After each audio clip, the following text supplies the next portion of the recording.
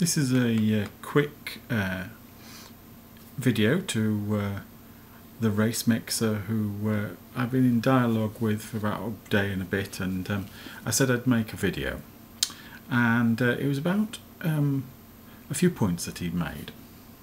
He kept saying that it's not in the Bible and the Torah, and I suggested that the reference to the Torah was not necessary because, and if I have my, this is my Bible here, or one of my Bibles, this is the Bible. If it's not in the Bible, a statement is not in the Bible, it's not in any one page of it. And as the Torah makes up the first few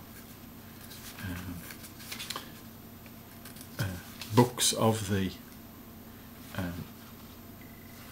Bible, if it's not in the Bible, it's not in any of this. Doesn't matter if it was written first, written last.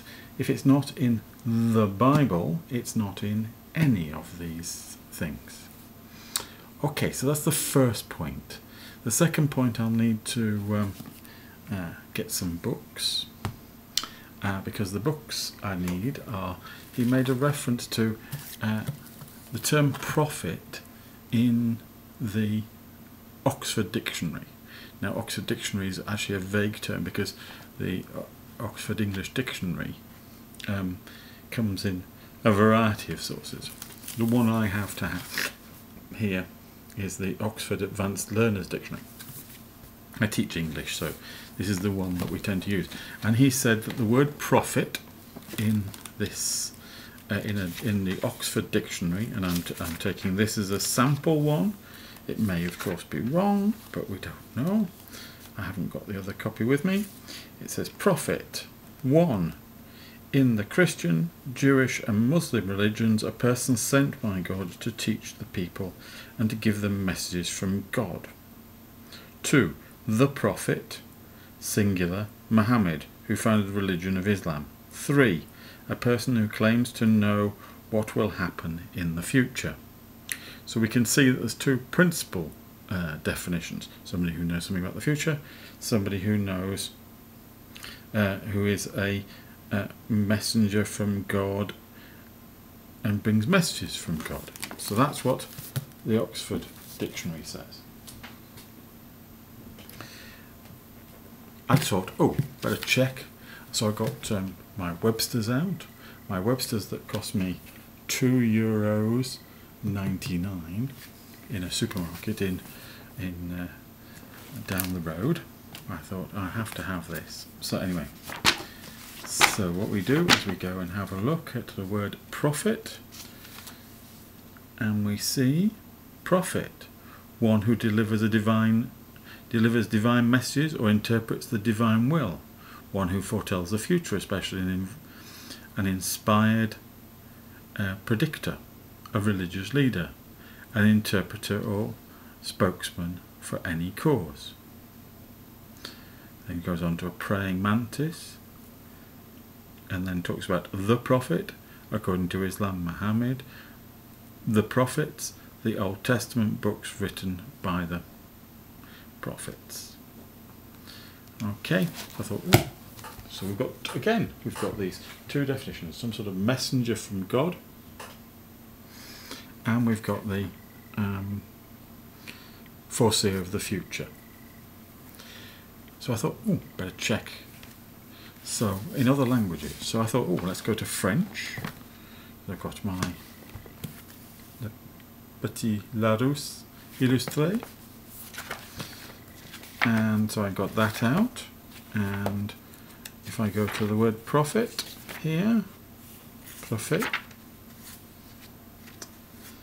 I have fun finding it, but anyway, prophet. In the Bible, a person who is inspired by God speaks on his in his name to make known his message. So that's the prophet Muhammad for the Muslims. person who can announce future events or predict future events. Okay, so that's in French. So we've got 2 English dictionaries and a French dictionary, both saying that. And I won't bore you, but I looked it up in German and the same thing again. So you saying that in the Oxford Dictionary the word prophet means somebody who foresees the future and only foresees the future is not true. So you can't exclude Mohammed from being a prophet purely because of that. He fulfills the other criteria, which actually seems to come first in most of these dictionaries, but the order is not important.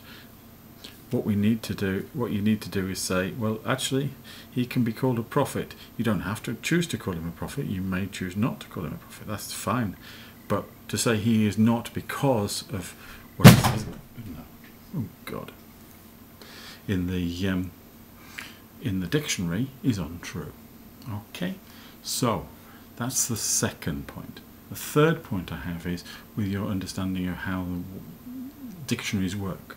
A dictionary like this one is a description of a language.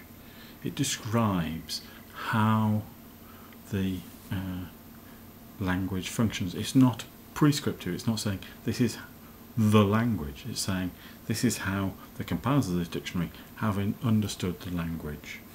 It's not, you can't take it as an authority. Dictionaries are not authorities. They might be authoritative in the sense of being good representations of the language as it is spoken or written, but they're not an authority of the language. There's no, we have no body that decides what English words mean.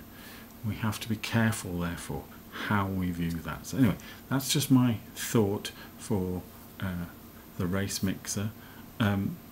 I'm going to attach this to somebody else's video because then he'll see it and he'll be able to comment and respond to it. That's just my thoughts. Anyway, take care.